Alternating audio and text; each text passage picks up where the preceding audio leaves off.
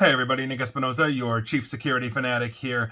And today, I actually want to talk about something that I've talked about in the past, but I think it's a problem. And we've got some new information coming out from the Wall Street Journal that is really, I think, shedding a spotlight on this, something I've been talking about for quite some time. But that's the real next tech war that we're going to see coming out of the tech industry, and that is for energy. Power, the grid, whatever you want to call it. And I think this is an important one. And Jennifer Hiller of the Wall Street Journal had a good write up on this. And quite frankly, I think we've got a problem, meaning we, the citizens, in the sense that we may not actually win this, given that we have a lot less purchasing power than the multi-billion-dollar corporations. And to her article, and I think it's a really good one, it's to the point where essentially across the nation, with our data centers stressing electrical grids, the tech industry is now essentially moving from one market to the next as fast as they can, looking for places with capacity to connect campuses that would then consume up to a gigawatt of power, which is about what San Francisco consumes. Now, what's interesting about this is that historically and traditionally, the tech industry has spun up campuses around the nation. You've heard the term tech hub, but that usually is an area where there's population, where they can train or relocate tech workers into the area and then train, et cetera, et cetera. So coming out of Silicon Valley, you've seen Austin as a tech hub, Nashville as a tech hub, Chicago as a tech hub. They've had more than just electrical infrastructure. They've actually had urban infrastructure that would attract workers to stay there. But now, they're just looking for essentially anything that can supply them power, no matter where it is, no matter what the other infrastructure is. And that is a huge thing, because as they are asking for a gigawatt of power, the same as San Francisco uses, some requests are as much as 4 to 5 times as large as that, meaning consuming 4 to 5 San Franciscos worth of power. And it's getting so crowded that some of the prospective data center customers, just the customers, basically, which request far more power than any other type of user, are being told that they may have to wait until the next decade to get the power that they actually need, thus potentially stunting growth, making us less competitive to other basically tech countries, if you will, like China and others that continue to grow. Others, in terms of US-based customers, are actually receiving less power in their data centers than they requested or expected. And so, for example, in Salt Lake City, the data center industry says that there is a moratorium for larger projects with the market closed to new businesses. Meaning, if you're trying to shop around to consume a lot of power and you want Salt Lake City, they're saying no. That's how stressed they are. Utility Pacific Corp says, quote, significant levels of transmission and generation, end quote, could be needed for the larger projects, and it's evaluating requests while avoiding spreading costs to other customers. In Santa Clara, California, which is basically the hometown of Silicon Valley, or one of them anyway, Silicon Valley Power has stopped taking requests for electric service for additional data centers. Santa Clara obviously having one of the most dense clusters of data centers in the world, given what Silicon Valley is. Now, Silicon Valley Power also said it faces transmission and power generation constraints that it simply cannot solve until the early 2030s. That's 6+ years away.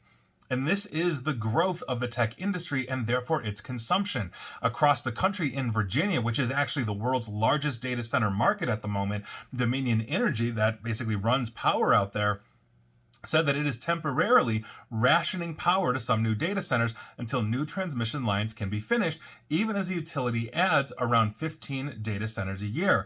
And now that also begs the question of, if the data centers and the multi-billion-dollar corporations that are buying or building the data centers, if they're willing to pay more than, let's say, the local consumer market, do we get downgraded wherever we are? I'm not in Virginia, but if I was, I'd be worried about that. The local data center is going to be siphoning off, let's say, power from the neighborhood. Well, maybe we're getting less, which means we can't grow and consume either as consumers in the overarching market of the economy. Do you see what I'm saying here?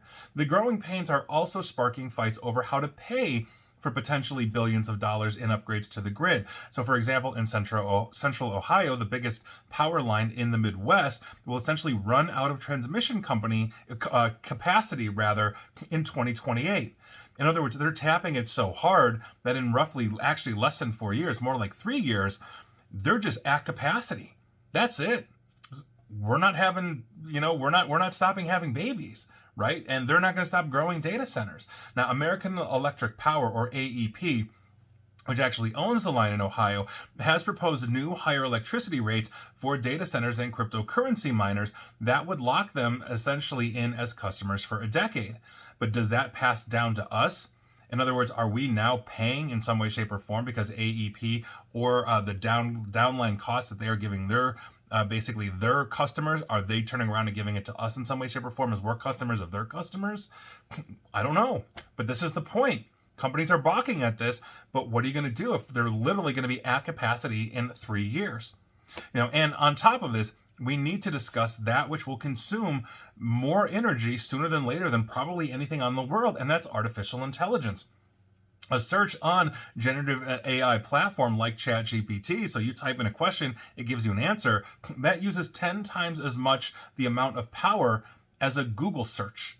And so by virtue of that, as we continue to switch to ChatGPT, and we've seen a ton of large language models, and therefore millions switching from Google. Google is less dominant, and these are sucking up 10 times more per search than a Google search is. That's obviously an issue. Data centers could see or use as much as 9% of the entire electrical grid across the entire United States by 2030, and that's according to the Electric Power Research Institute.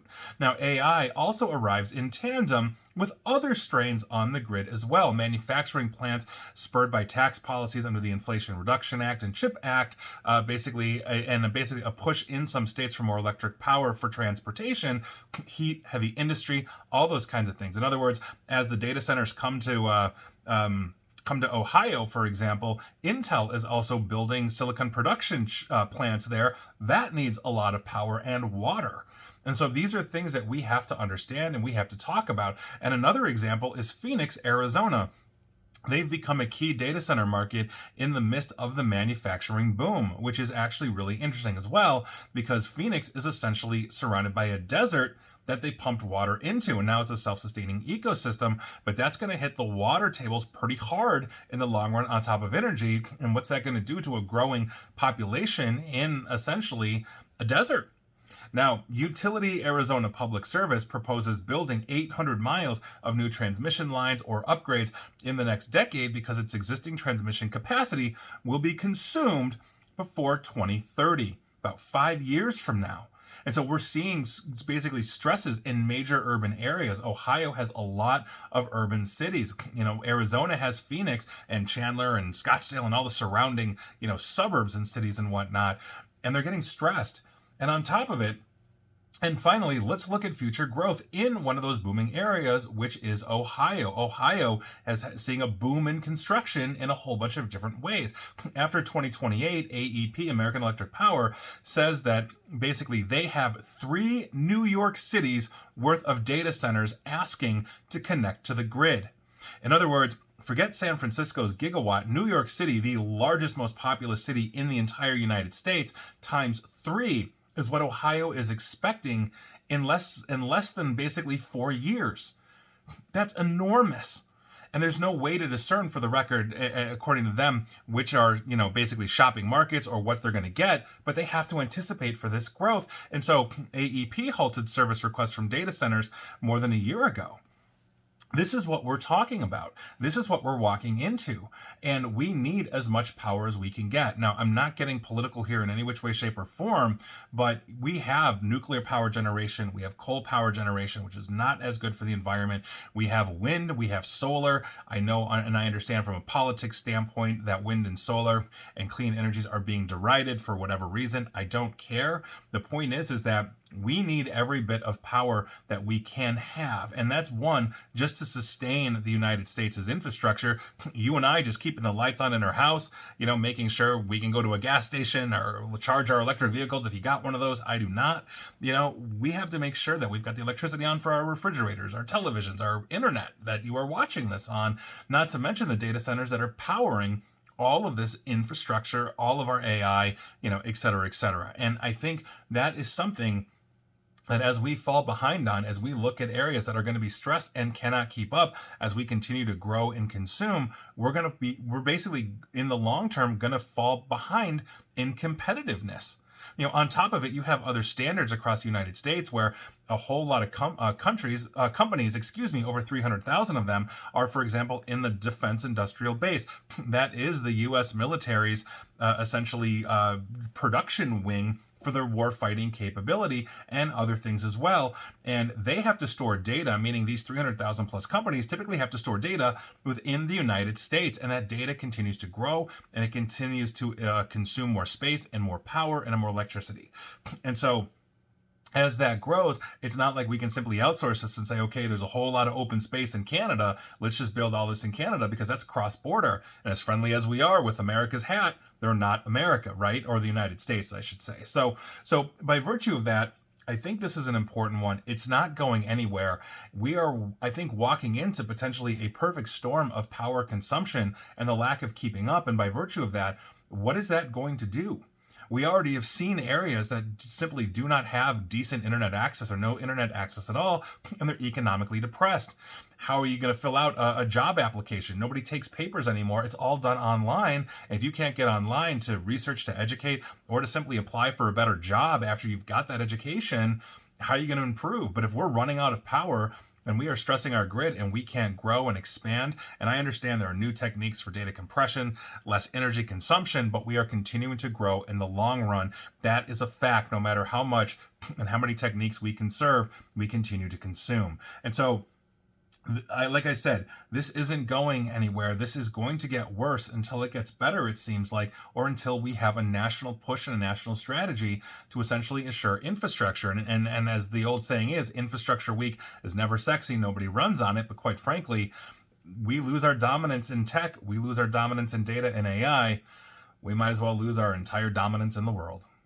And please like, share, follow me here on Facebook and Twitter at NickAESP for as long as they can keep the lights on, and same with YouTube as well. And as always, stay safe, stay online, and please attempt to stay private. Thanks, everybody.